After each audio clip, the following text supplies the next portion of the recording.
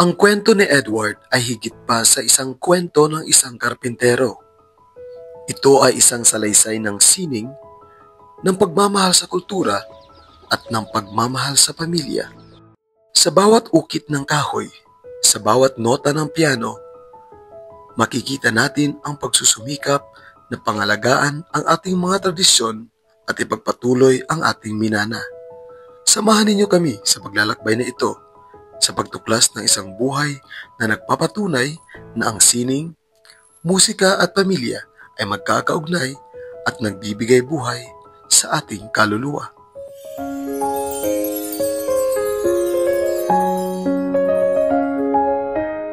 Soil painting kung ito ay tawagin, isang sining na sumisibol mula sa lupa.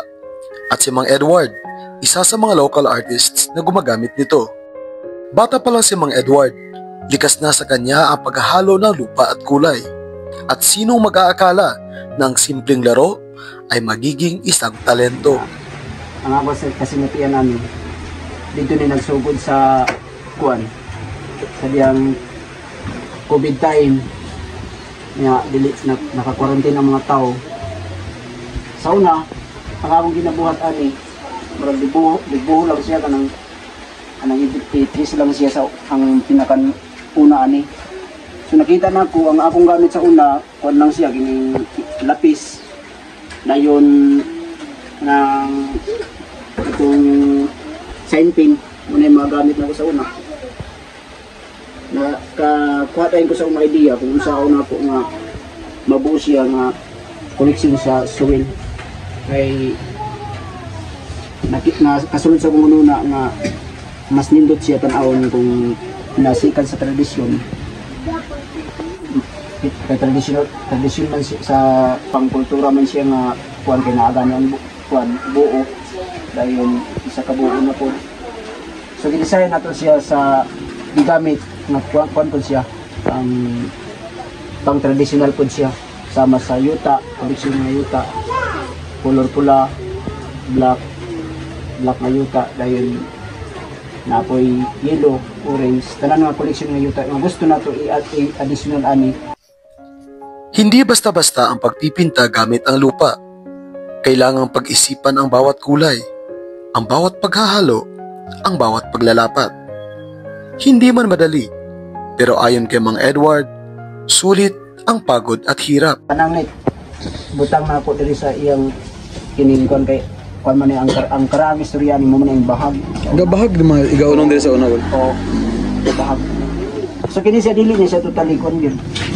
Ito ang butang nato ani na bahag.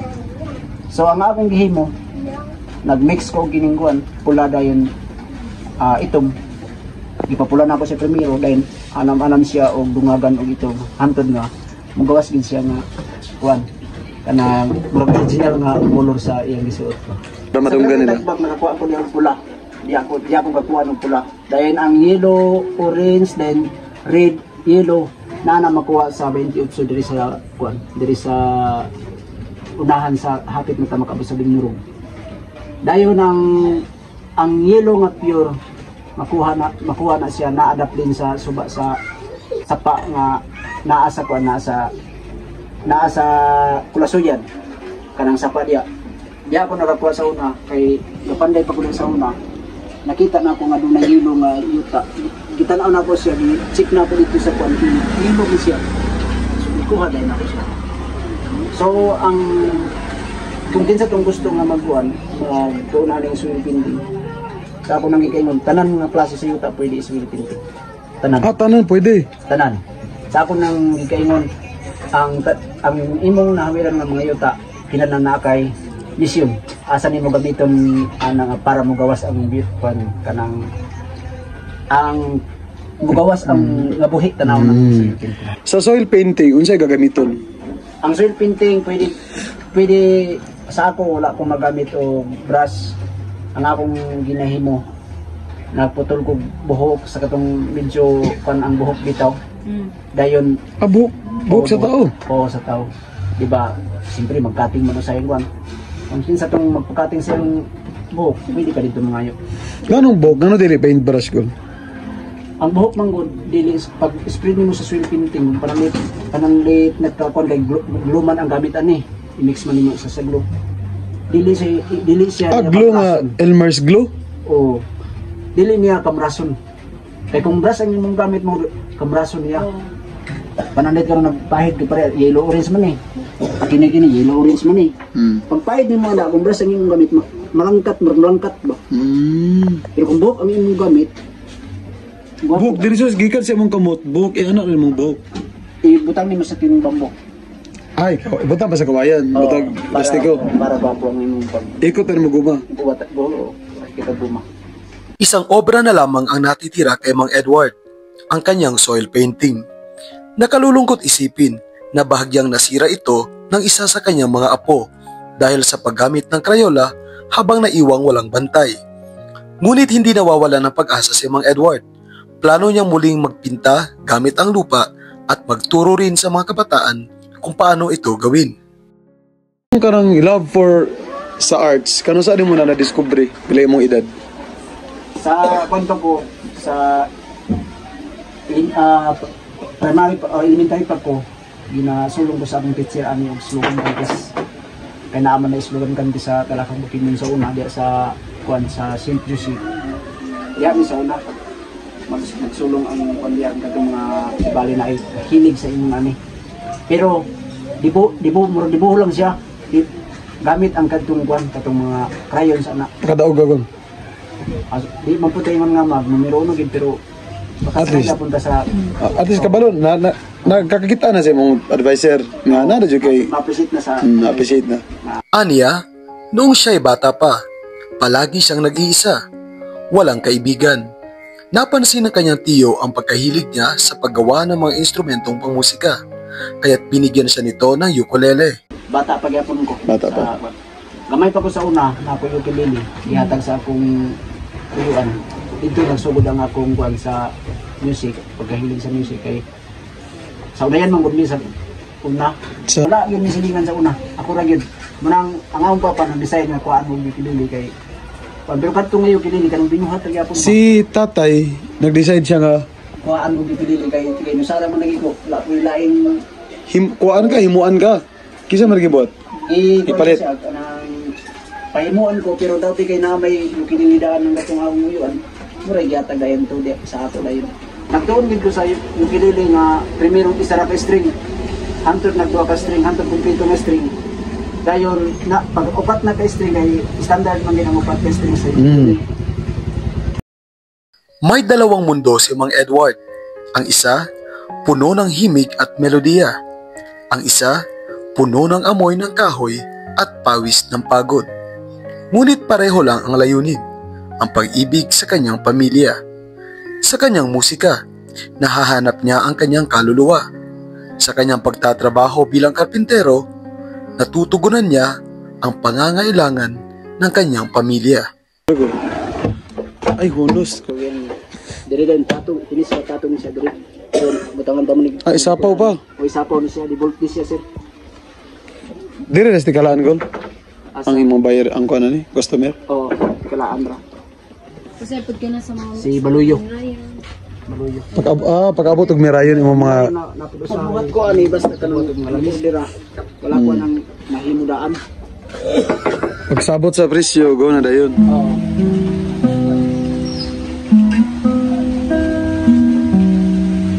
di mo pinabot, I don't wanna go siguro ang mga telephone flags ko. Ikaw ang minsan sa mga palagi ang may tuloy sa iyong ari. Sabi ko hindi naman ikaw magic. Sabi ko still pretty bad doesn't make sense. I say no, little please don't really matter now. Ito si Casey, anak ni Mang Edward. Nagpapatunay na ang pagmamahal sa musika ay namamana. Magaling siyang tumugtog ng gitara at umawit. Isang patunay na ang talento ay dumadaloy sa kanilang pamilya.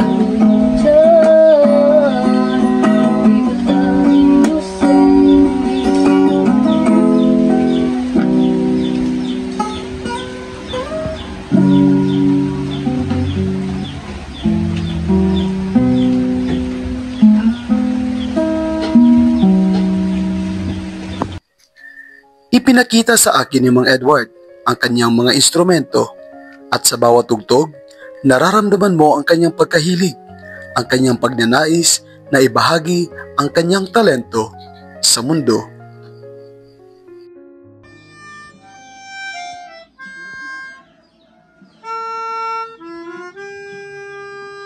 Sa likod ng kanilang bahay, ang ilog ang saksi sa kanyang talento.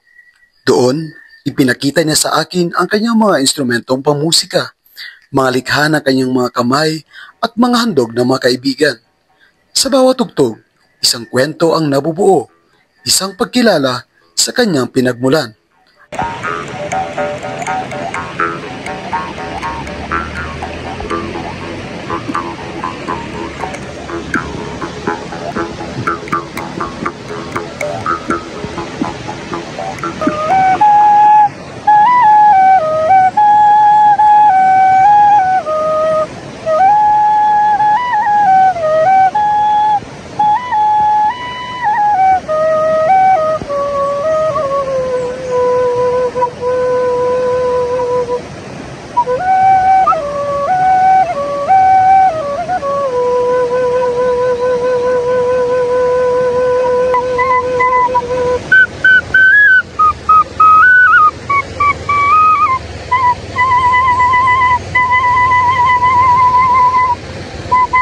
Umabot na sa iba't ibang bahagi ng bansa ang musika ni Mang Edward. Noong 2023, naimbitahan siyang magtanghal sa Maynila at doon, ibinahagi niya ang kanyang talento sa mas malawak na Manila.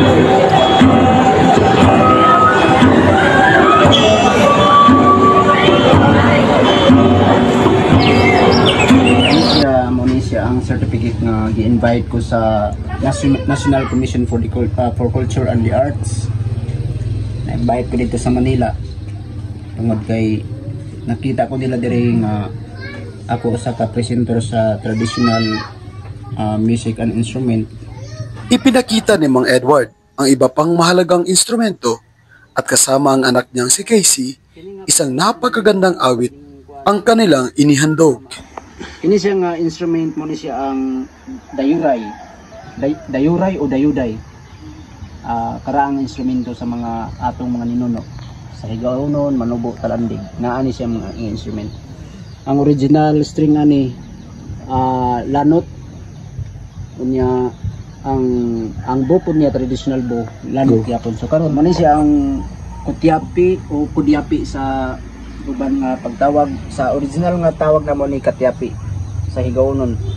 Manubo talandig yapon ang hawid ani ug uban pa nato nga isuon nga nasa tribo nga matigsalog uban pa nga mga armanan manubo nagamit sila ingon ani.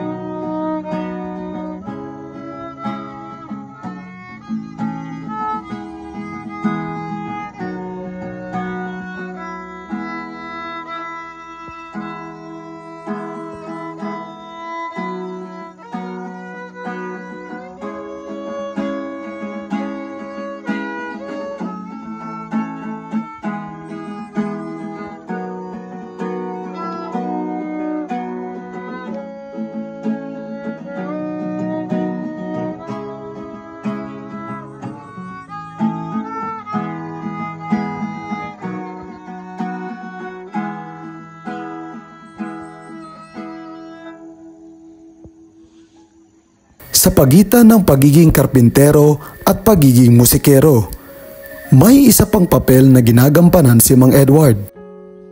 Madaling araw ng linggo, gumigising siya ng maaga para magtungo sa simbahan ng San Rafael kasama ang kanyang anak na si Casey. Doon, ginagamit nila ang kanilang talento para maglingkod sa kanilang komunidad, isang pagpapakita ng kanilang pananampalataya at pagmamahal sa kanilang kapwa.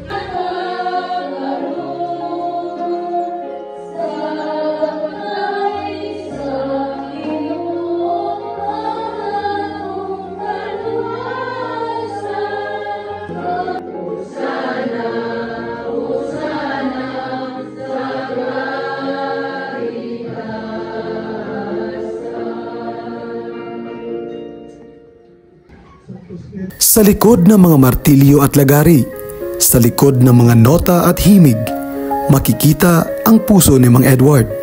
Isang puso na puno ng pagmamahal sa pamilya, sa musika at sa kanyang komunidad. Isang buhay na nagpapatunay na ang talento, kapag ginamit ng may paglilingkod, ay nagiging isang liwanag. Liwanag sa buhay ng iba. Maraming salamat po sa inyong panunood. Sana'y nagbigay ito ng inspirasyon sa inyo. Ako si Ken. At ito, ang Ken Stories.